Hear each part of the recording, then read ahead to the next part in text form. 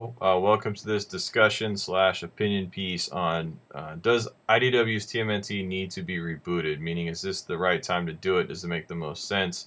Um, is it due for one, right? So love to hear your comments below. Please stay respectful and all those things, and I appreciate you checking out the video.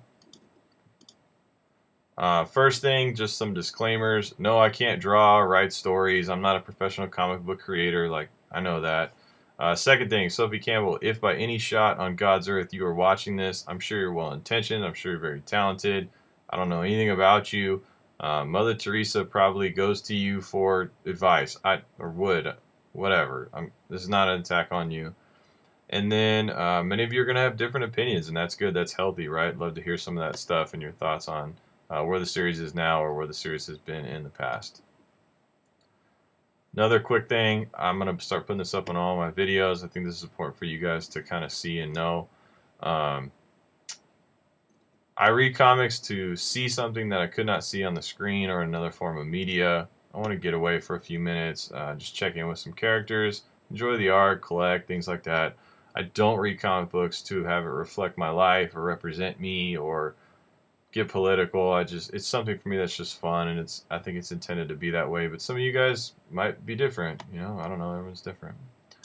So I'm going to talk about what makes the IDW Turtles good in the first place, right? So the first 100 issues, in my opinion, what makes them good. And what, in my opinion, the first thing is this creative team is just phenomenal, right? And when they started this series, I'm going to be moving my face here. Let's move it here.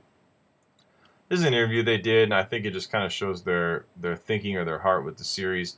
So you can pause it and read it, but I just highlighted a couple things. We're building up this latest version atop a solid foundation of all the best and beloved ingredients, and I think they did that in their 100-issue run.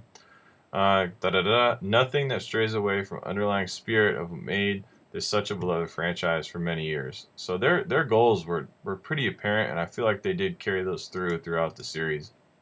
They keep going. How did you describe the series? They said, we're striving to tell beloved classic tales in new and exciting ways while never losing sight of what's come before. Again, I think they did that. They mixed in all these different things from all different runs, movies, TV shows. They did all that. So you can kind of see their heart, and they were great, man. Great creative team. The second thing, if I move my face, what's good in the first place is the art. So in the middle right here, you have Matteo Santoluco, and then these are just some examples. On the left, that's Corey Smith, amazing artist. On the right, that's Dan Duncan, amazing artist. They have so many different artists, and they're all so great. I've actually really loved that they give artists like an arc to kind of just mix it up and see something different. Whether I like the art necessarily or love it or not, they're all very talented people, and I feel like the art, even now, has been great. The next thing is that I think the adventure of it, this is just a map that they put out, I forget what year it was, but you can just see how crazy the story is, how it goes everywhere. I picked a picture over here where they go. That's the trial of Krang, and there's the neutrinos and Leatherhead. I mean, you got so much stuff, and it's all connected. Like, the adventure of this is just insane, right? It's just so good. So I think these three things collectively, the creative team, the art, and the adventure, together make up what we had with issues 1 through 100. They're just amazing stories. Now, if you're not a huge fan of the Turtles and you thought it was average, like, that's cool, I get it. But they definitely had a vision and they executed it. So next part of this is, why am I saying that it's not good now? Like, what changed for me? And so the first thing is, there's no adventure. Issues 1, I'm talking issues 1 through 5, right? This is June 2020. On the left, obviously there's some fallout from issue 100. Not going to spoil it. I recommend you read it. Not going to spoil it. But this is what's going on. No words, kind of just no mass, just hanging around. And then when they have this great revelation, we'll get to it in a second. The picture to the right there, underneath my face, they're now going to run like a YMCA karate dojo homeless shelter place. That's the new vision for the Turtles here. So they're cleaning up this area, and they've decided that's what they're gonna do. That's their new purpose, if you will. And it's like, but the adventure's coming. She's just setting it up. She, meaning Sophie Campbell. And I'm gonna argue that it's not. Like, maybe. I hope I eat my words in issue 150 or whatever. I'm like going back and trying to collect these issues. But like 106, it's like, okay, there's a fallout, blah, blah, blah.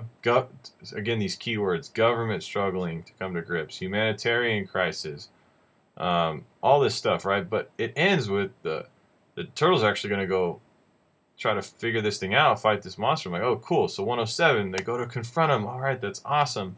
And then you get more political stuff. Falling out between Baxter and April. Baxter is now the mayor. I don't think that's a spoiler. And so now we're into that political stuff. And then you get into 108. And oh, yeah, the turtles can't do anything anymore. So you have them trapped. And now Mona Lisa, April, and Hobbs, Weasels, and Pepperoni, and whoever else, they're going to go save the Ninja Turtles, who have had all this training. They're going to go save them. I'm like, okay, well, that sounds different, right? But maybe that's just a thing. And then you go 109. This standalone story delves deeper into the denizens of Mutant Town. And we'll zoom in on this picture actually on the next slide. This is my example of the old turtles and the new turtles. So the new on the left, if you look at this photo closely, they're holding a soup ladle and a microphone, maybe some sort of podcast, and a drill, and they're a guitar. They're humanitarian. This is a humanitarian book now. They're philanthropists. That's what they're doing. And you look at the old series. I just picked a random issue 17. Ben Bates art, by the way, great artist. They are fighting the neutrinos who came through a portal, and it's just the story has just completely changed. It's just completely, in my opinion, gotten away from. I just think what the turtles are about, honestly, or what the story has traditionally been kind of about in different ways. And the third or second, I'm on second. The second reason I'm saying it's not good is it's. I'll move my face. It's not about the turtles anymore, guys. Right here, these are your new main characters: Jenica, Sally, and Mona Lisa. That's the truth. At least so far, that's been the truth. They're the tough guys. They're the ones fighting crime. They're going to rock concerts, and it's just not about the turtles at this point in time. Sorry, I went backwards there. And the third thing is that it gets a little agenda-y / political / whatever you want to call it. Old Hob, who in my opinion has been like the Magneto of the series, good, sometimes bad, mostly bad, is now trafficking mutants. I'm like, what? Like, okay, the mutants selling mutants, and then there's stuff in here just like this kind of scene here where people are kind of corrupt, but they're stealing from the bad people, so then that makes it okay. And just these three things together, the no adventure, and even when there is some kind of storyline, the turtles are not the central characters, and when the turtles are the central characters, it's a little bit humanitarian. And I think that's what it's designed to be. So what good would a reboot do? So glad you asked. I think a reboot could actually benefit a couple different ways. First thing is I think it's possible that Sophie Campbell or whoever the creative team is or would be is kind of stuck. Like after what happened with 100, they're kind of locked into what the storyline is, and you can get out of that, right? You can get out of that. Advantage number two, I think IDW, this is a reality, has recently been rumored to have some financial troubles going on, things like that. They could benefit from a number one. If they launch a new number one, tons of people I think would purchase that issue. You get a ton of new readers in there. They're not afraid to start at 107, 108, whatever it is. And I think it could be just a great financial piece for them.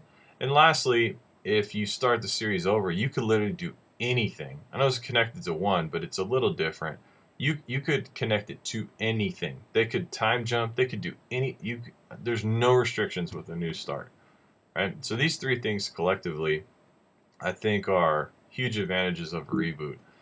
And so I was thinking, I was like, okay, well, am I the only person that feels this way? And it's like, well, maybe. So on the left here, you have issues 100 to 105. Those are the critics' reviews. And on the right, you have the user rating. This is on Comic Book Roundup. That's the website I use to kind of check in with comic books, things like that, what people are saying.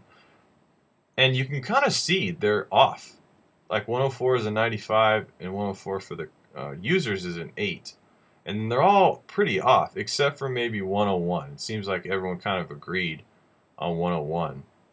And so I was like, okay, but maybe critics are just kind of friendlier, whereas users only go on there to bash the series. But the problem is when I looked up the series as a whole, let me move my face so you can see it.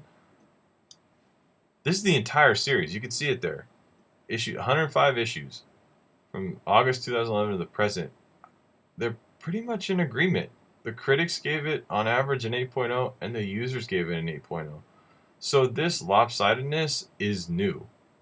This is new. This hasn't been happening through the rest of the series.